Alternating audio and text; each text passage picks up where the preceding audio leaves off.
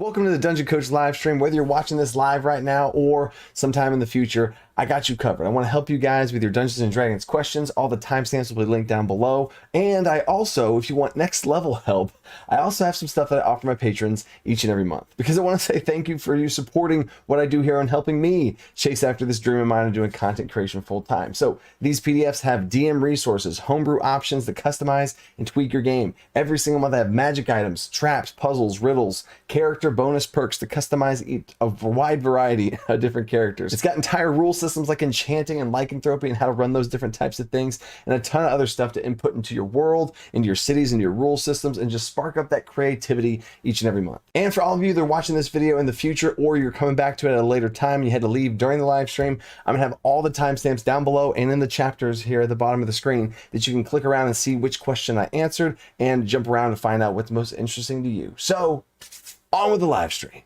Hey, what is up, people? What's up, people? Let's go. Let's go. What's up? What's up? Robinomancy. Hey, y'all. Love the y'all. Love the y'all. We're setting it right here in Texas, starting this live stream right. Teachers in the Midwest. Teachers represented here, too, in the live stream. Let's go, Phoenix. Let's go. Death Wish is here. Jonathan Reese is here. Uh-oh. Okay. Oh, audio. No audio on the stream. Okay, cool. DC Artificer checking in on the audio. William Molnar, what's up? Spike, hey. Rapavi. Oh, I was like, who's Rapavi? Oh, Sneaky Steve. Okay, I gotta get used to that. KD&D is here. A Bug is here, of course. Rum, Admiral Rum, and the Artificer himself. We'll get to the Artificer here in a second. I got a really cool thing to start off and show the start of the stream off. Ooh, what is that? What was that? Ryan Burbridge, Greg Stafford, what is up? You just got your book on Monday? Yes, Ryan, yes. Let's go. Let's go. It's so crazy cool to see people getting their books in. Oh, that's really cool. I love it. Puppet Master, what's up? Good evening. Paul Bailey, let's go. Love your content. Super glad to catch a live stream. Thank you, Paul Bailey. Appreciate that. What's in the box? I got something in the box. I was supposed to unbox something, a surprise thing here, but then apparently part of it broke because it is very large, very intricate.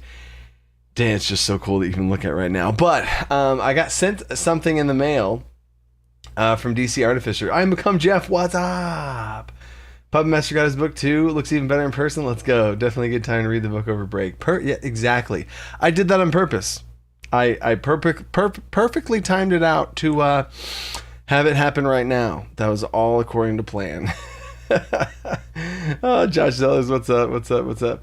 I didn't know Coach used boxes. Oh, Death Wish. Yeah. Anytime anyone ships something to me, it can't be shipped in a box. It has to be a sphere, it has to be like an orb of, or it's just wrapped up in nothing but like bubble wrap. It's a whole bunch of bubble wrap because I'm outside the box, people. You can't be sending me boxes. I'll just throw them away. Anyway, so what I want to show you guys is something crazy that DC Artificer got me is it a Christmas gift? Is it a celebration of Alcanar's Almanac? Is it him being my dungeon dad and he just got me this just for giggles, right? So here it is. Boom. It is an Alcanar's Almanac dice tower. It is an Alcanar's Almanac of all things dice tower. Look how big this thing is. Like, look how huge this thing is next to my head. I'm 6'4". I have a huge head. Like, this thing's massive. This is huge. Yeah. It is a dice tower with a Dungeon Coach logo on the front. And with Alcanar's Almanac of all things, right? With the Alcanar's Almanac of all things. And this is an Easter egg that Mike told me. In the book, you see there's etchings in the book. That is the plane shift spell that Mike went and looked at the plane shift spell, drew it in there because I love the planes of existence. And that's also, I'll say it here, only because it's here in a future Kickstarter. I think it's going to be Kickstarter number 4, is going to be all the planes of existence, all of them. So, yeah, that's a little Easter egg right there. And then, damn, look at this, dude. just the armor and the tower, the stone, and I have not rolled a dice in it. So I'm going to do that. I'm going to do that right now. I'm going to get out my Dungeon Coach Purple Dragon dice box, and I'm going to get my purple purple D20 right here in metal, of course. There's the 20. And I'm going to roll it. I'm going to try and be as straight up as possible, okay? So I'm going to have it right here. There we go. And this is all going to be legit. And then this is going to be here. Yep. This is good. This is good. All right, we're here. All right, cool. Yep. All right. Oh, calling your rolls. What's the roll? What's the roll? Josh, I need your help action right now. Okay. So here we go. The first roll. Honorary. There's so many things that are in it. Like this dice are the dice that I am sending out to I just accidentally dropped it. I don't know what it is. I just accidentally dropped it. I don't know what it is. I'm not going to look at it yet. I'm going to put this right here. He's going to stay right there for the whole rest of probably forever. I don't know. And then here's the number. 17. Oh, KD&D. KD&D, you were right. My wife guessed the 3. That's me and my wife's favorite number. Oh, that's funny. That's funny. Rolled a 17. Boom, look at that. Boom. Boom. That looks like a 12. No, that's a 17. Yeah, there's the 7. There we go, 17. Okay, cool. Nice. KD&D, you win a PDF on my website. Any PDF you want. You guessed the 17 first. So, oh my God. And I Am Become Jeff said 17. I Am Become Jeff. I have your contact information. If you want anything, let me know. I'll also give that to you. I did not see that you're 17 first. But KD&D, I'm giving you a little bonus giveaway there. So there you go. That's funny. Contact DC Artificer on Discord. That's so funny. So there we go. Let me put that back in there. It's a lucky dice tower. For me maybe, because my players also roll in dice towers. Usually I have the whole dice tower of doom thing like Brennan Lee Mulligan does.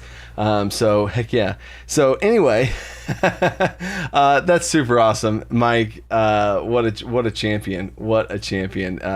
Truly, that's why I call him the Dungeon Dad, y'all. It's like that. How crazy is that? Like the paint job, the spells, the how big it is.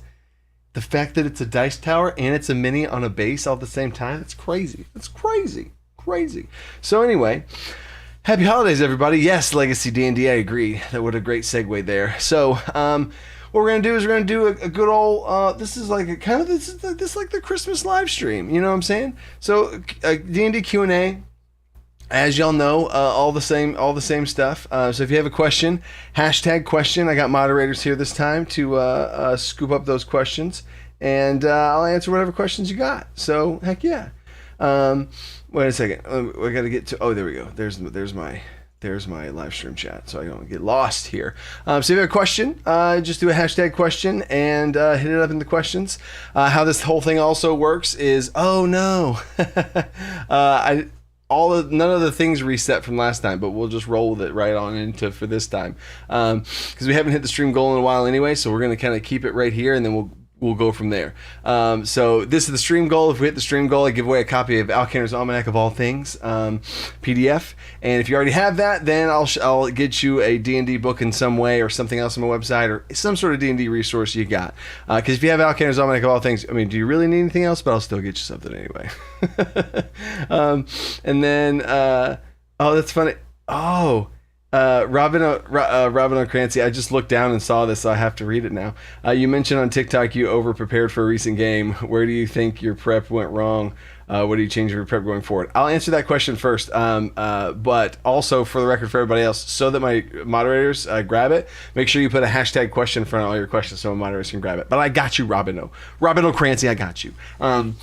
And then this is the Super Chat boss. Any Super Chats go there. If you kill the boss, then you become the next boss, and that's how it goes. And Super Chat stuff to the front of the line, because I appreciate y'all.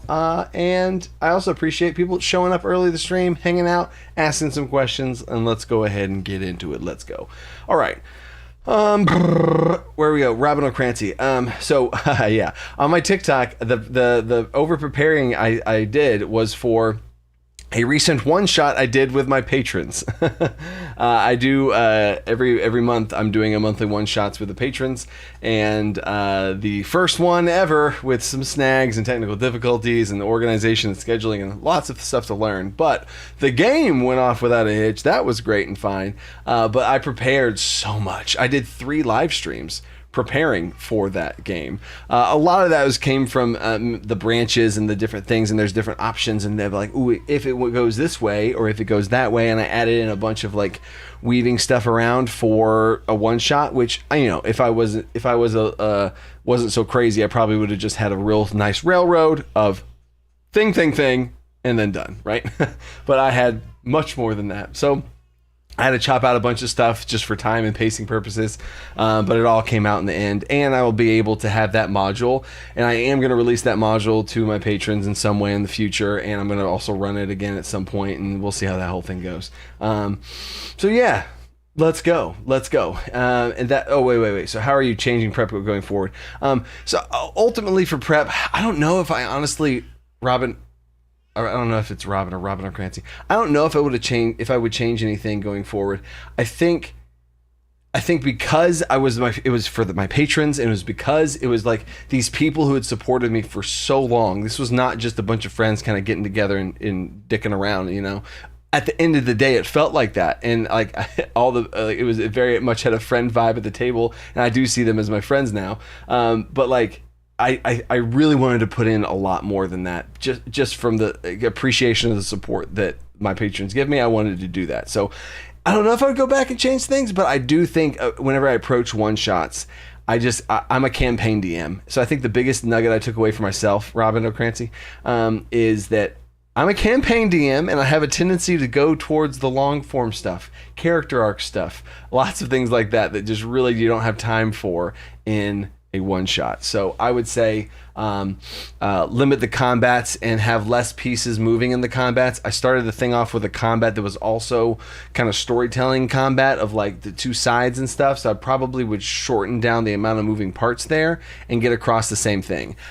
And I don't want to say too much more. Well, I guess there was 4 bad guys and 2 neutral party people, and that's just a lot of pieces, and then the 4 players, so that's a lot of pieces, right? So I probably would change this down to 3 and this down to 1, and then maybe have another one come in later or something like that, depending on how things are going. So I think I would limit the amount of moving pieces for the combat to keep things moving, and also be able to have more time to the final combat. So anyway, because I do want to try and have my one shots be about 3 hours and not 5, which is what it probably would have been. So there we go. Anyway, Scatterbug starting the live stream off with a threat.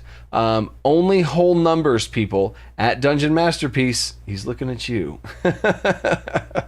Oh man, yeah. Scatterbug hates uneven numbers, so anytime these numbers get all off here, he does not like it. So be careful, everybody. Be careful. All right, cool. Now let's go into the questions. Here we go. I didn't get my water. Dang it. Oh well. All right. Josh Zellers, question: did you read the response from Wizards about the OGL? Yes, I did. I did not read it all the way through. I'm not too worried about it. There's so much up in the air right now. I'm just a very chill person when it comes to all of that stuff. Like, it's my job, and you would think like, oh no, but like there's so much speculation and so much drama and so much back and forth.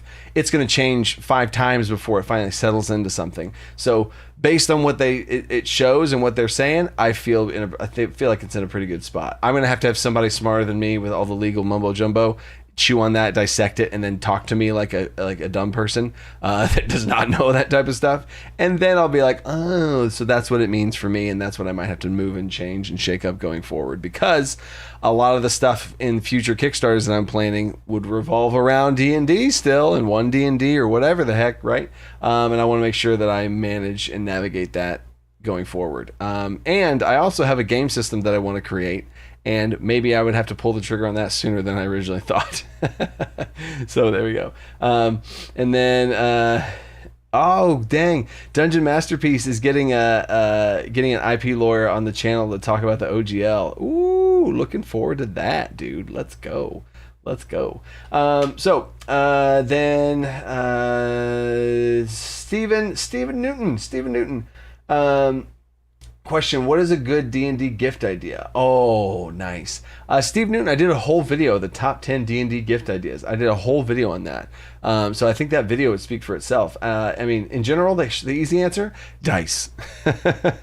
Dice and minis. So, heck yeah. And that's also I have a giveaway right now. If you go to the Spelljammer video I released, not this week, but last week, in the description of that video, there is a giveaway that I'm doing in December. And part of that giveaway is a $50 shopping spree on a miniature shop, like a custom 3D printed miniature shop. I love that. Like minis that I need for my campaign, like specific minis that I need for my campaign. Yes, please. That would be my gift. But I do have a video for D&D gifts.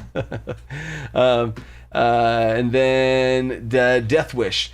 Question, I don't see how helping in a skill challenge could be helpful when you failing the check to grant advantage to a teammate is just as bad as if they failed.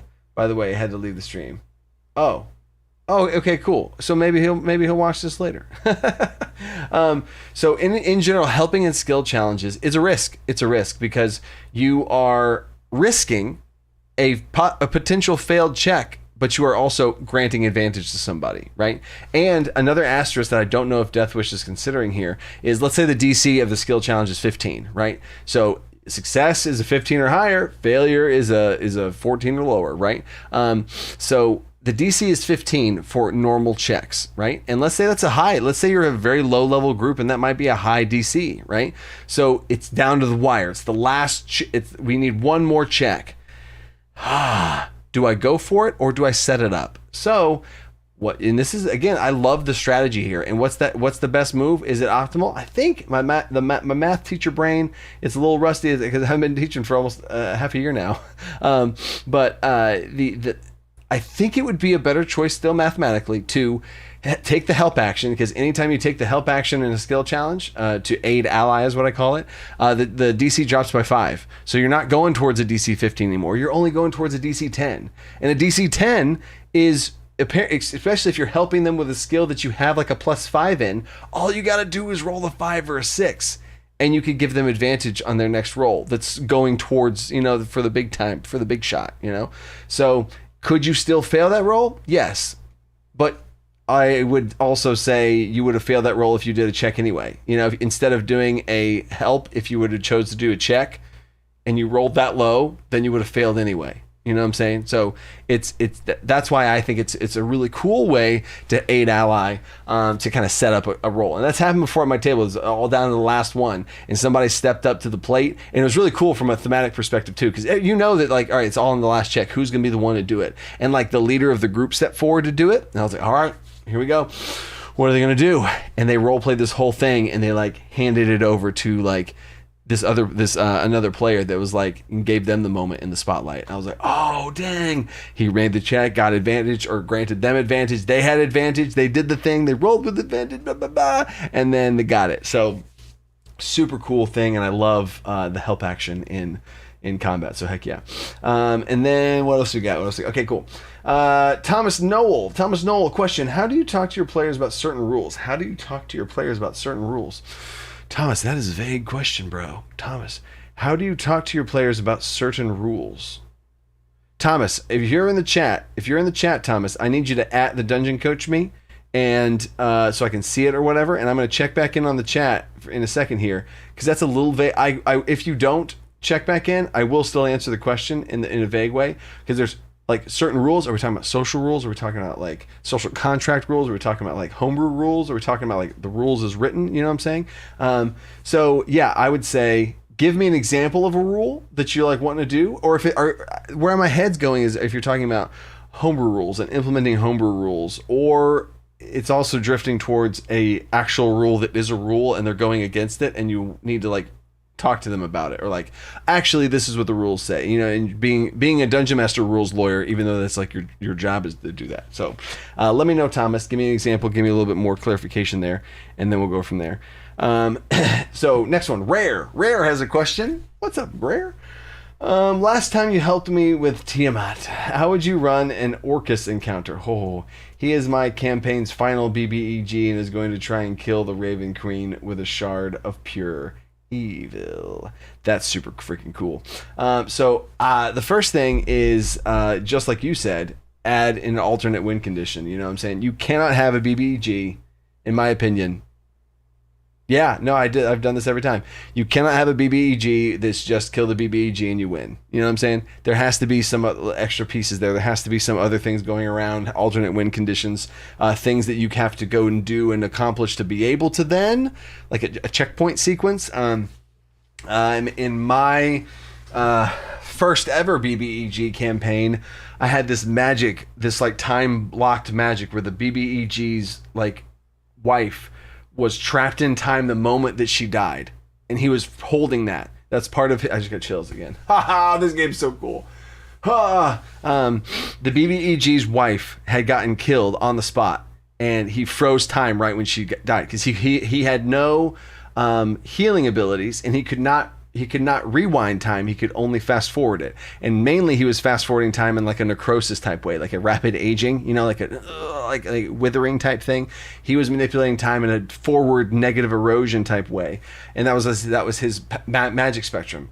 Not because he was evil at the time yet, but this was the only magic he had access to. So she got her throat slit, and he like froze to put everything he had in the one moment, and froze time in that spot just so that he couldn't rewind it to help her. He couldn't heal her. He had no healing magic. So he did that to try and be able to get some people to help and all that kind of stuff. Long story short. This time bubble was, he kept her there. And it was a crazy thing to have that element, that toy, that question mark of a plot point be in the big final encounter where they're fighting essentially what is a lich riding a Draco Lich mount, like summoning us versions of themselves that they're also being like that had been another arc across the campaign. Oh man.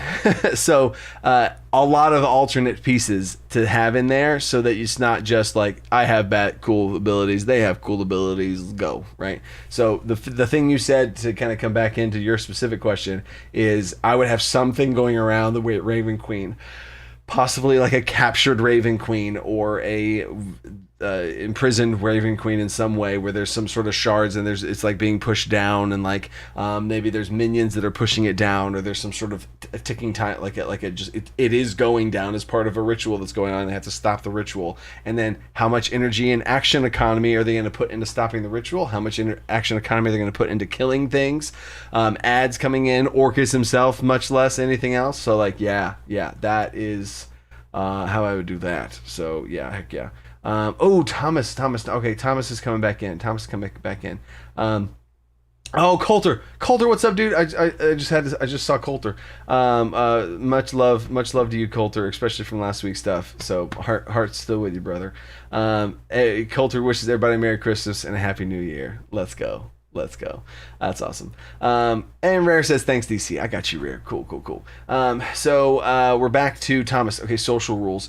Yeah, social rules. It's always awkward, but for me, it's not. Like, for me, it's like, man, I think it's the teacher in me. Like, I was always, like, if a kid acted out in class, I'd put them on the spot, and I mean, this might sound bad, but like embarrass them by openly talking about it. You know, a lot of times like, well, we'll talk about this later. You know, and then the kid wins in that moment, and the teacher's just like looks like a punk because they backed down. Like, oh, is this a problem? Can you not handle this rule? This instruction that I've given you that everyone else is fine with, or you're not fine with it? Like, let's talk about this. Why? What's up?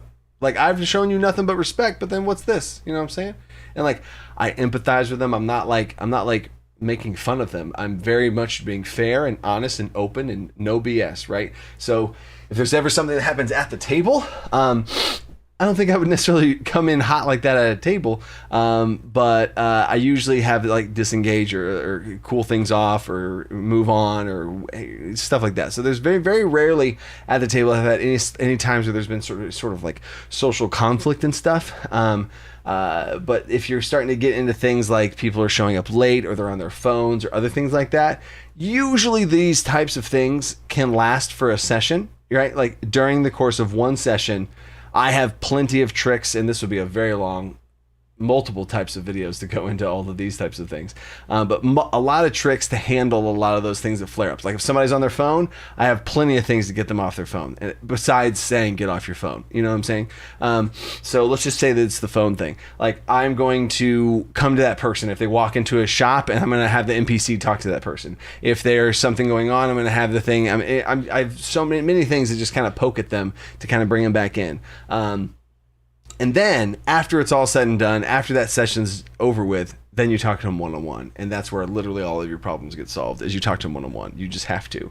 And the large majority of the time, just even the act of you having to do that, and if you approach it in a way that you are again humble and like, hey man, like this is just uncomfortable for me to talk about, but like I like at the table, it distracts me. If like you're on your phone, I just feel like I'm like, why am I like, what am I even doing here? Like all of the hours that I put in before this, and then like, and it's just a bad look for the rest of the group too, because it's like they are in it and with it, and then you're not. So it's just kind of like, what can we do to fix this? You know what I'm saying? That's kind of the approach that you would have with it. So anyway, there you go. There's my long story short on that one. So I hope that helps.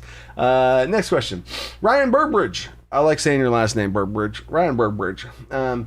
Question. Now that Alkender's Almanac of all things is in the process of fulfilling, do we have a date on the next Kickstarter is launching? I'm scared to even say a date on that. So honestly, what the mistake that I did with Alkender's Almanac was I approached Kickstarter like it was a Kickstarter, and like it's what you were supposed to do, because a Kickstarter is like the definition of what that platform exists for is, hey, I have an idea, I want to do this thing. Do people want this thing? And then, oh, it turns out they do. I'ma do it, right? So that's kind of what I did. I had been writing Alkender's Almanac for years, right? Just unprofessionally writing it, you know, compiling all the things, all of those notes that were from my videos, you know, like the big pool of what became Alkender's was originally a Word document with a bunch of rules on there that I would snip it apart and turn into YouTube videos. And if you go to the channel, if you go to my YouTube channel and scroll all the way back and you start scrolling through, you start to see Alkender's Almanac coming in piece by piece, and you start to see little pieces of the puzzle: rest system, homebrew rules, skill challenges, death and dying rules, resurrection, like all that kind of stuff. You start to see Alkender's Almanac coming to life, and then it did, right? So I think that's how I approached it, is I was like, I want to see what we got. All right, here we go. And then it exploded, and I was like, oh my God, what? And then a lot of work had to be done, right? Commissioning artists and all this kind of stuff, because I didn't have any money to do anything. So I needed the Kickstarter money to do anything. Whereas all these other people that do Kickstarters, usually being companies of much larger sizes than mine, they're like, yeah, we're basically done with it. And then stretch goals just add on extra stuff that they probably already have. You know what I'm saying? And I'm like, what? And so a lot of things, I learned a lot that I should probably have it more closer to completion, at least an initial version of completion, like a worst case scenario. Like if nobody gives a crap at all and barely anybody backs it, all right, well, here it is, you know, and I have it kind of like in a good spot where I'm like happy with it.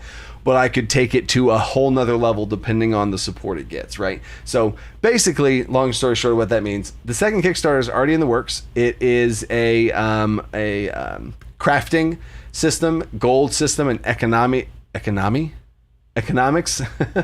economic system of how, like the best example is if somebody walks into your shop and there's a magic item, how much does that magic item cost? I have a system that is one of my favorite systems of anything that I've ever done, where I could give you a quote, like a freaking pawn shop artist, shop owner, whatever. You could give me a magic item, I could break it down through this formula, and then you could know exactly how much the magic item costs, and everyone could have a universalized system of gold. Because so many times across the years that I've been doing this, people ask me questions about gold. Anytime people ask me questions about gold, it just doesn't fit, it doesn't work, because we have different economics in your game versus my game. So if you're saying like, if I give 500 gold to my players, is that too much? I'm like, it could be, and it could not be, and it could be perfect, you know? So Alkender's Guide to Capitalism. Oh, that's funny. But anyway, a full gold system, a crafting system, enchanting, all that kind of stuff. Patrons have seen glimpses of the second Kickstarter with the enchanting system, the gem socketing system, herbalism system, other things like that. But there's going to be bigger stuff, armor, weapons, all that kind of stuff.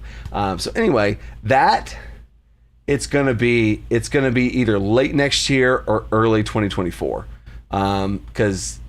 Yeah, it's going to be late 2023, early 2024, because I want it to be to the point where I have almost a PDF, so that once the Kickstarter launches and is done, I can give people the PDF. You know what I'm saying? At least the something, and then I'll work on it and add to it, and then I'll resend the final PDF. That's the goal, right? Instead of having people having to wait so goddamn long, right? So anyway, there you go. There's the answer to that question.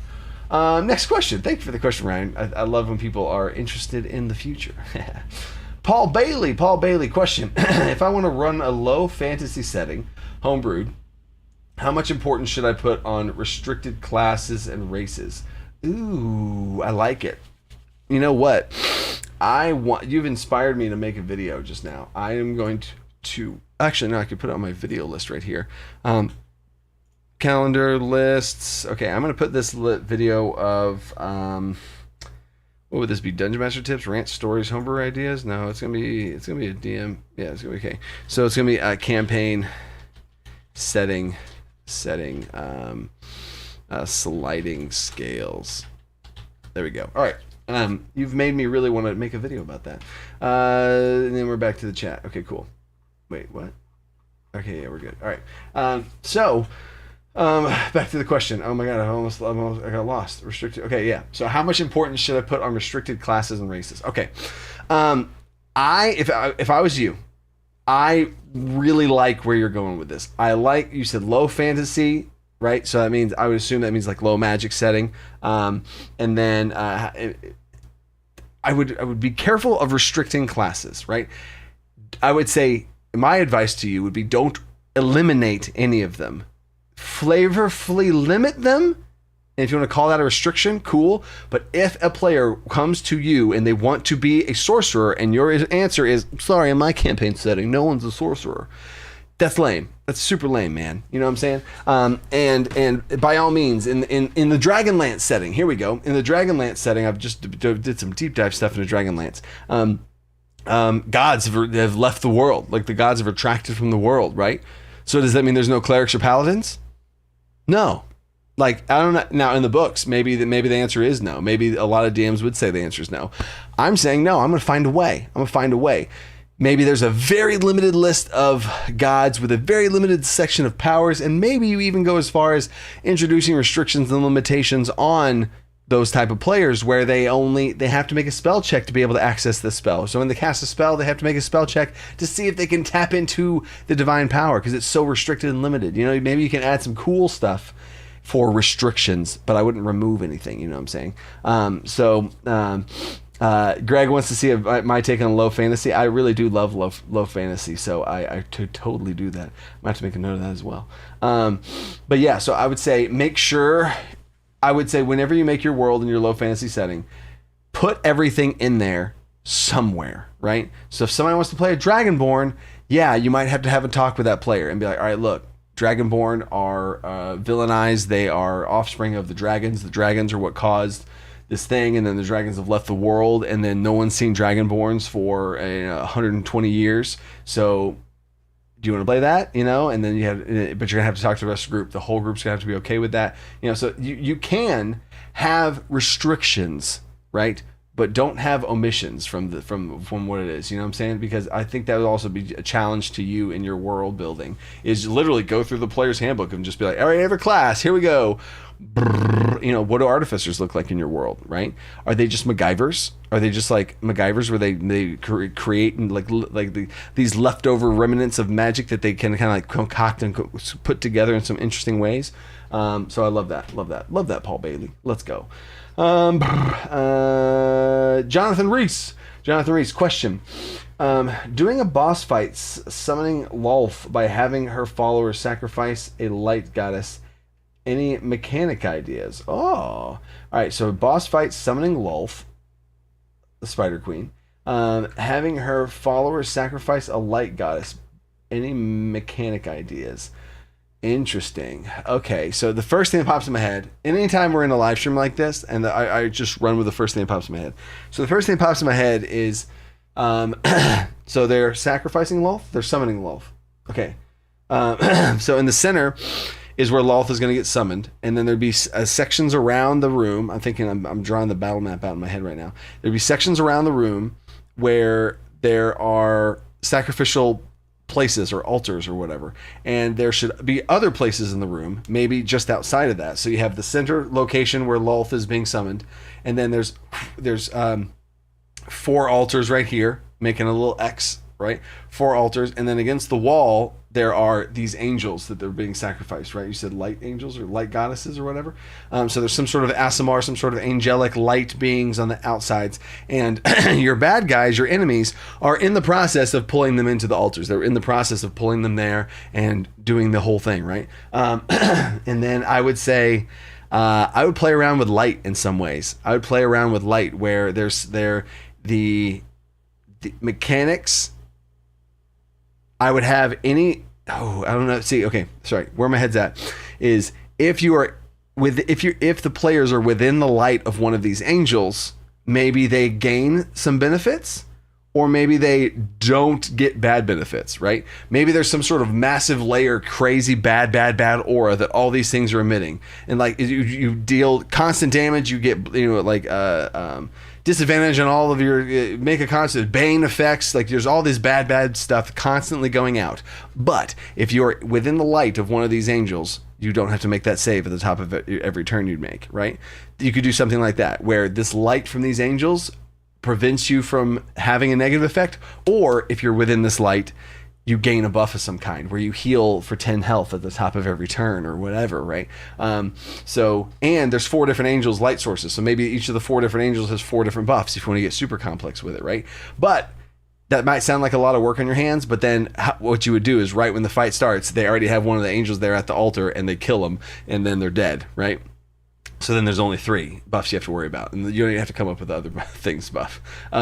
So there'd be 3 buffs, and if you're around or close to or within the light, and especially if you do this on Roll20 and you use dynamic lighting, that'd be really cool. And if you're within the light spectrum of one of these angels, you can get a buff. And if you're in the section in the center where all the lights overlapping, and you have all of the 3 of them overlapping, and you stand in the center, you become like a god or something, because their angelic light powers are like boosting you in some way.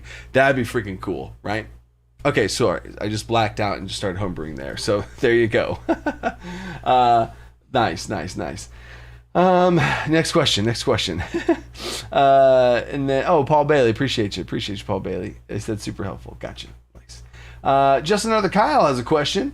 If you had to pick an alternative color for Alkander, what colors would you pick? Red. My favorite color my whole life was red. Like my whole life, I had a red car. It was my first car. My second car was red. Like I had a red motorcycle for a little while there. There's a very rash young guy decision there. Everything was red. Red was my favorite color until I started my channel. Literally, when I went to start my channel, I was like, I don't think my favorite color is red anymore. I think it's purple. And I've like made the hard switch to purple. Purple is my true favorite color now. So anyway, Alkander's purple because of my favorite color is purple. And I guess I looked up at my screen. of what you guys are seeing right now. And just look how much purple is there. This background is just purple. The shirt, all this overlays, this is purple dragon right here is purple, the logo dragon. Maybe I should cut back on the purple. I don't know. Is it too much purple, guys? Is it too much purple, y'all? Let me know.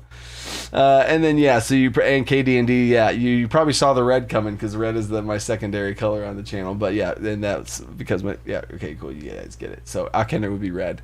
And if he wasn't red, and if I had to choose not red, he'd be teal, like a Tiffany blue teal, because that's my wife's favorite color. So there you go. Nice. Scatterbug with a $5 super chat that says, "Come on, people." He's talking about super chats. I appreciate you, Bug. You are a true champion. I appreciate you.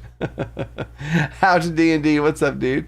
At least with all the purple, you can see you clearly. Very true. Very true. There's so much purple, I stand out as just, good old me. Unless I've thought about dyeing my hair purple. I've honestly thought about dyeing my hair purple. I'm trying to lose some weight right now, and I have a number. I have a weight loss number, and when I hit that number, I'm allowing myself to dye my hair purple if I should. I don't know if I should, though. We'll see. All right. Next question. Pyrotechnic question. What has been your favorite D&D thing this year? Favorite new spell, new race, ancestry, new homebrew rule system of yours? Oh, man.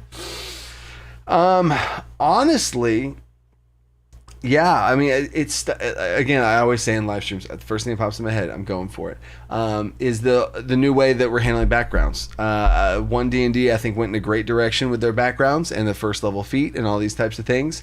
I have always done backgrounds very differently than D&D in general. I have done them I never liked the backgrounds. I thought the backgrounds were dumb. I always was like, okay, look. You get 2 skill proficiencies. Okay, great. And you get a tool or a language or one of each. 2 languages, 2 tools or one of each. That's always what I've said. And a cool flavor feat that we can talk about based on like kind of what you got going on there as far as, your criminal contacts or something like that. Something very non-combat based, very flavor based, you know what I'm saying? So, yeah, I've never really liked how backgrounds have been, and with the direction of 1D&D and how it's becoming a very much core staple of class, race, background, done, right? Or species, I guess they're calling it now, which I still am probably going to say race, but whatever. The backgrounds I think are really cool, and it's more in line with what I already am doing with backgrounds and what me and my team are now taking and running with backgrounds. So backgrounds excite me a lot, and there's a lot of background stuff coming out soon in next month's or the month after that's Patreon. So I think it's in 2 months because we're trying to stay ahead of the game, you know what I'm saying? All right, but there you go. There you go, Pyro. That's funny. And then, KD&D with a super chat. What's up, KD&D? Appreciate you with the super chat. Thanks for awakening the boss, Bug. And then KD&D now laid the killing blow and becomes the boss. What's up, KD&D is the boss. Kill him! Now kill him! Oh, man. All right, Josh Sellers. Woo! Josh Sellers, if you could ask Wizard of the Coast a single question, what would it be and why?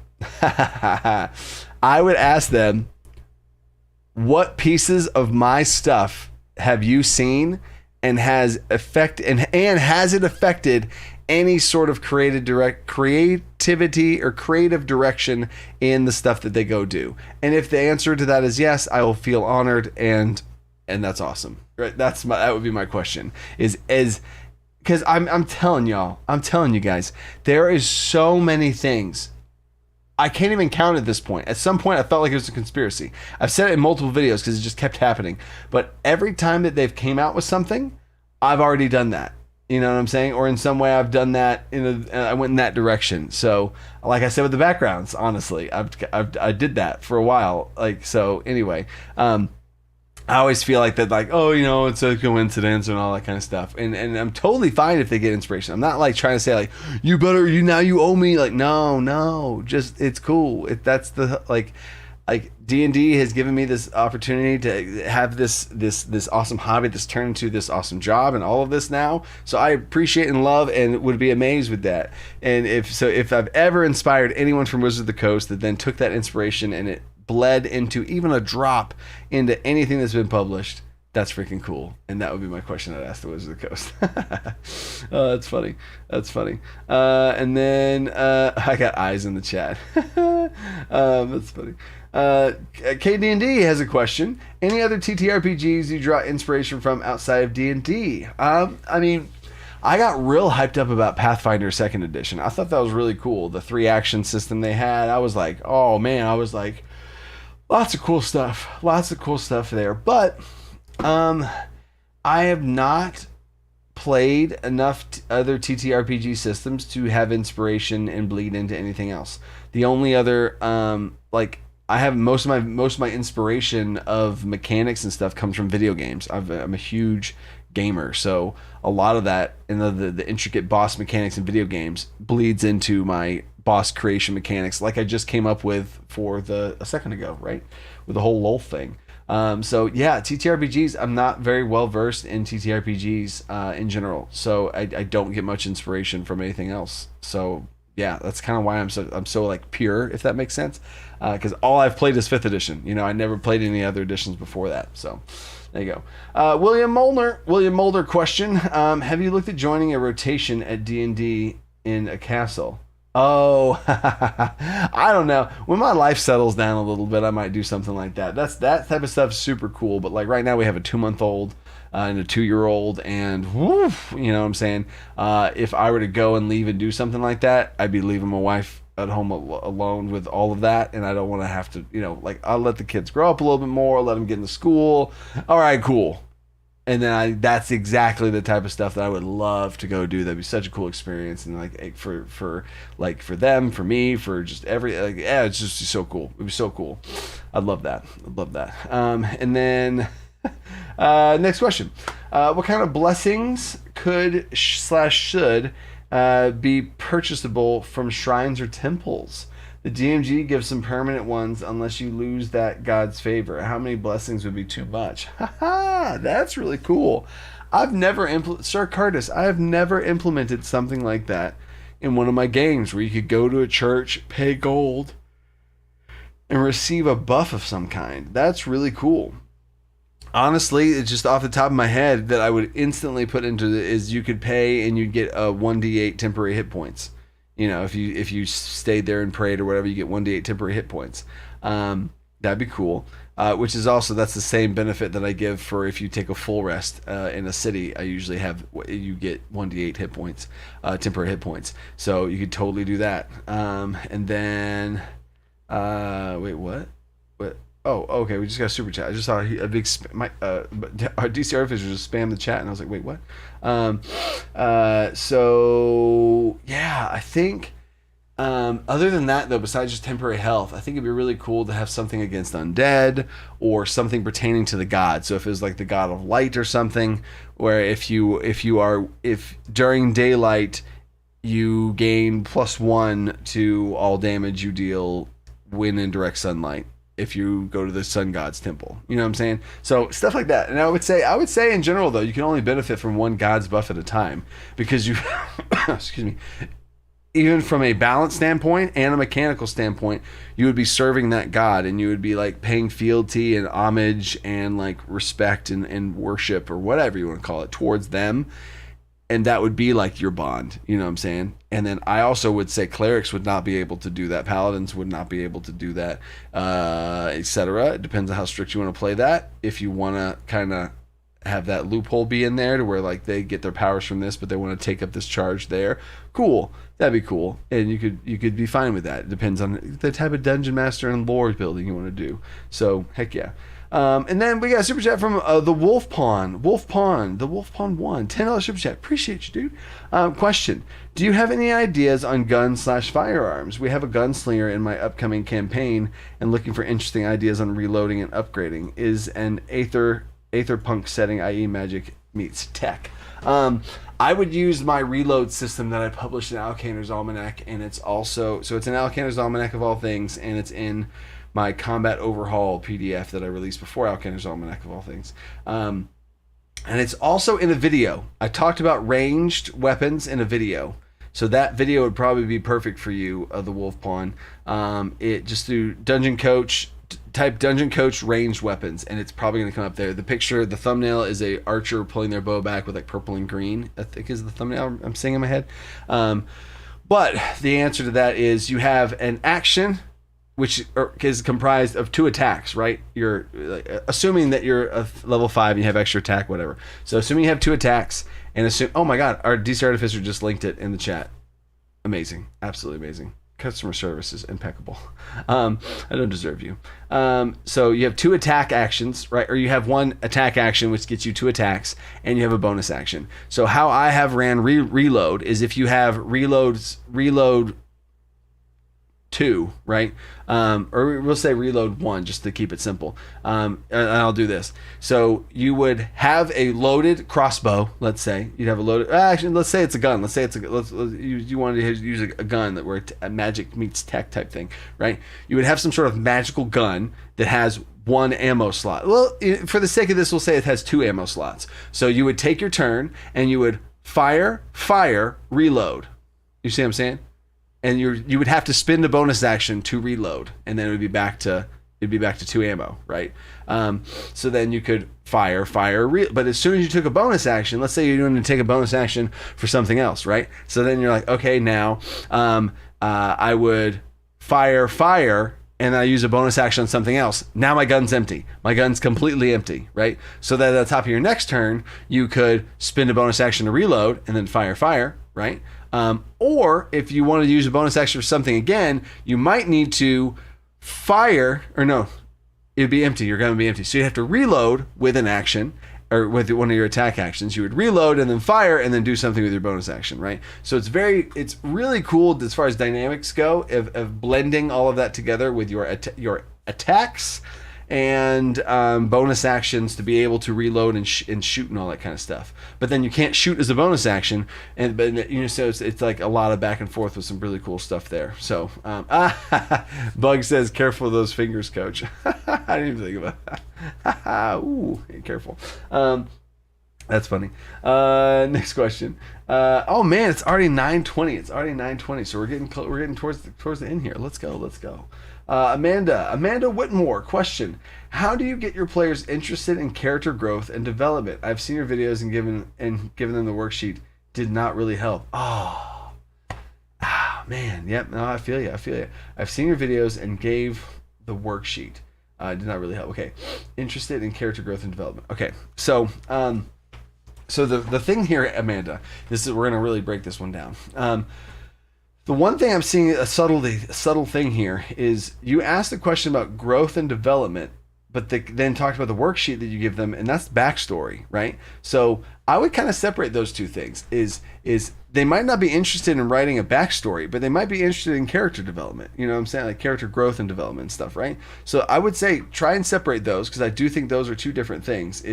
Because the worksheet that you give them is for their backstory and like where they came from and all that kind of stuff, right?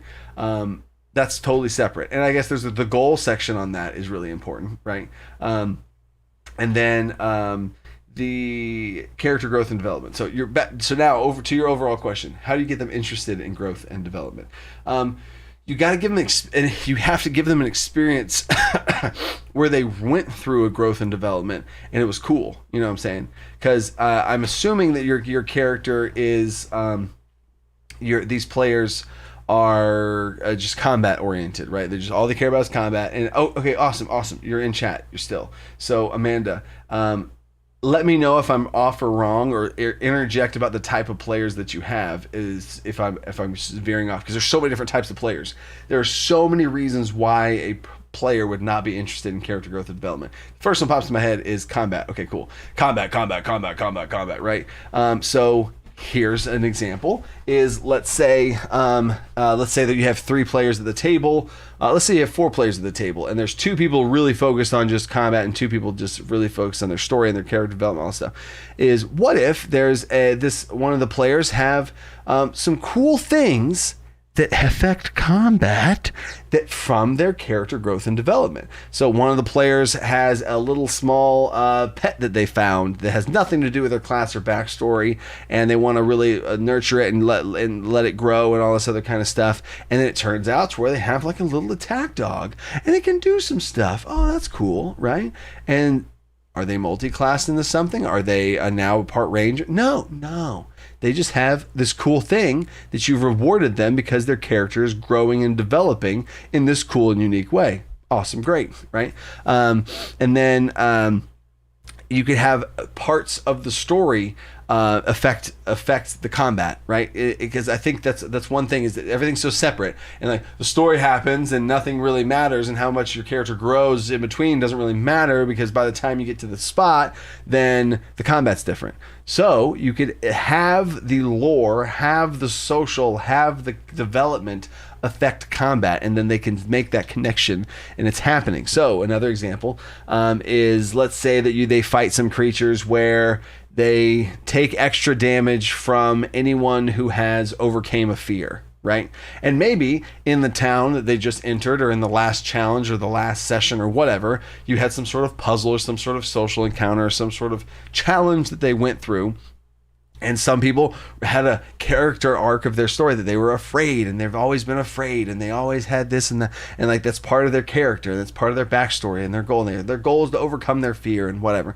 Maybe they did that. Maybe they overcame their fear in some sort of way, and that's awesome. And then they fight these creatures that invoke fear in others, and maybe have some sort of, now there's their ghosts or whatever. Who knows? I'm not trying to make a whole brand new combat here, but maybe these creatures only can be dealt damage by people who have just overcame a fear, and they have this bravery inside them, this latent bravery magic inside of them, and something extra special cool happens, right? And so then at the top of each of their turns, they start to glow or something, right? And then they have some sort of extra interesting stuff that that they're affected by. Now, you will have to make sure that there is some sort of NPC or some sort of explanation or some sort of understanding as to why this is happening.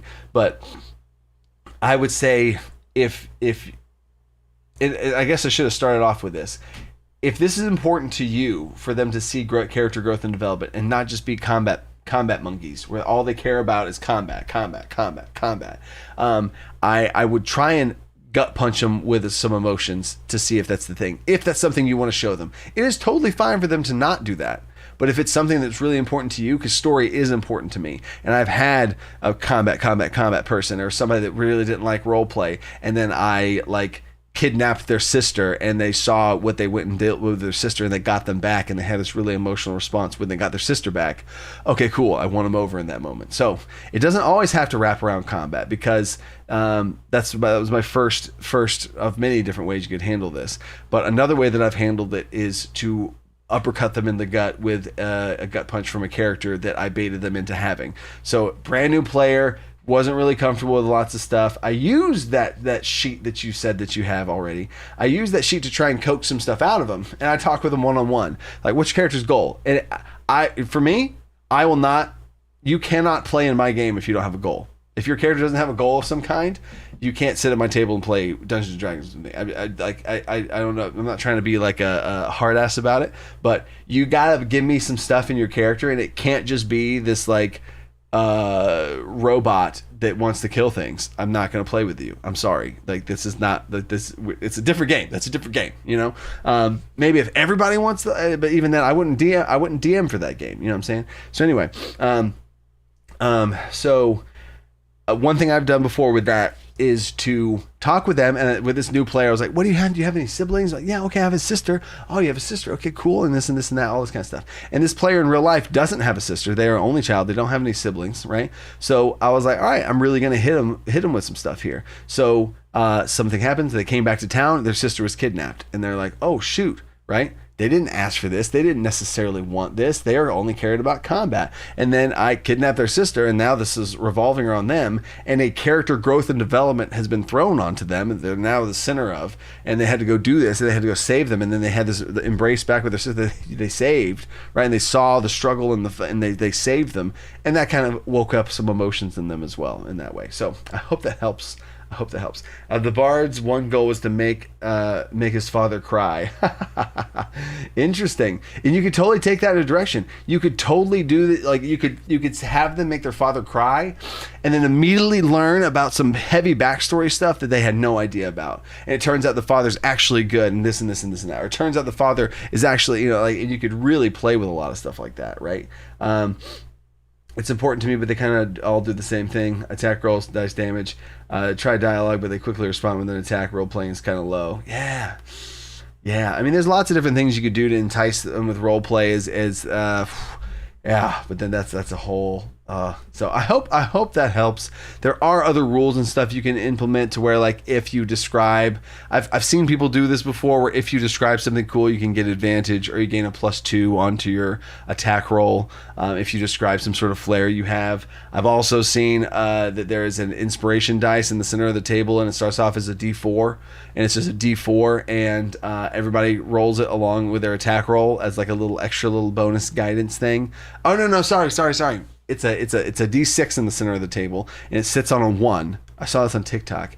It sits on a 1, and if you go around and everyone describes something, right? If everyone describes something on their turn, and some sort of, even the most minimal, like, I swing my sword around over the top of my head and slash at his chest. Oh, love it, and then you dive into that, like, that counts. And then if they go around the table, if the first round of combat happens, and they made it all the way around, then that dice in the center changes to a 2. If they go all the way around, it changes to a 3, a 4, a 5. And that dice you add to every single damage roll that everyone does, right? So it's just a bonus +1 damage. The first round of combat, everybody adds +1 damage to everything they do.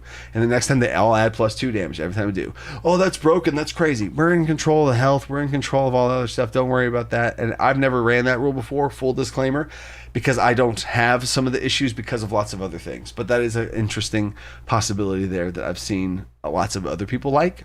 Myself, I'm not one of them, but I do think that popped into my head, so I hope that might help. So anyway, there y'all go. That is Lego Fan says hi right when I'm saying bye. So, oh, that's funny. But we got some super chats. Hold up. Coulter Wilson, what are you doing? I thought you left. I was working on a witch subclass heavily inspired by candle magic and rituals to operate. How would you approach making candle wielding subclass? That's interesting. My first thought here is I would have some sort of a candlelight thing, and they'd have to manage their flame, and there would be certain, like, their class would work a certain way when their flame's lit and not lit, and they'd have to do some things that kind of manage their flame, and maybe they'd have certain, like, they build up the flame as they're fighting, and then the flame whittles down, but maybe that's a little too complicated, you know what I'm saying? But a candle wielding subclass, or maybe they start the candle at the top of the combat, and each candle that they light has 3 rounds before it fizzles, right? So maybe they have, like, each candle, like, takes a bonus action to make a candle, or to light a candle, and then that candle has 3 turns before it fizzles out, and they have to do it again, you know. And then over time, as they grow, they could get, you know, more turns out of each candle or something like that. That's the first thing that popped in my head, Coulter. That's really cool. I want to make sure I didn't miss that. Scatterbug keeps fixing everybody's super chats with a $5 super chat.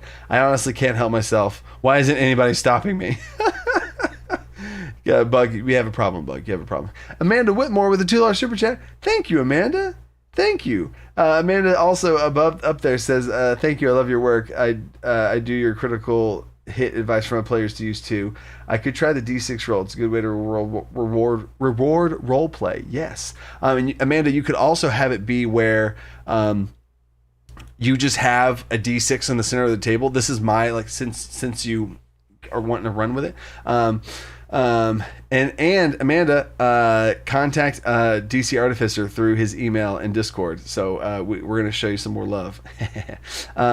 But you could also have it be a D6 in the center of the table, and if they add extra cool something, you'd be like, add a +1. You could let them roll a dice, or let inspiration. You know what? You could totally use inspiration. I don't know if you use inspiration in games. I'm assuming you don't, because most people don't. I do 100%. I love inspiration. But have your inspiration be little D6s, and whenever you give out your inspiration, be like, oh, that was great, and you get a little D6, right? So if they just have, and do it once per combat, because you don't want them, like, baiting into, like, oh wow, that every single thing they say they get an inspiration dice for, you know what I'm saying? So, like, once per combat, if you have a cool role play thing, you throw them a dice, right? And then they can add that D6 onto any D20 roll or any damage roll. Cool, right? But there you go. That's a little help there too. Oh, you do use inspiration. Okay, cool. So that might not be a solution there, but you could still do that as a secondary system alongside it. But anyway, there's live stream, people. That is it for tonight. I am we're gonna potty train our son tomorrow, so that's gonna be a big family event there. Christmas is coming up. Merry Christmas to everybody. Happy holidays. Next time I see you guys will be after Christmas. So hope you have a good Christmas. Hope Santa's nice. Hope y'all are all nice on the nice list, because I got a whole bunch of Santa stuff going on in my house with a 2-year-old and the Elf on the Shelf stuff. So anyway, stay creative. Think outside the box. You guys are awesome. Peace.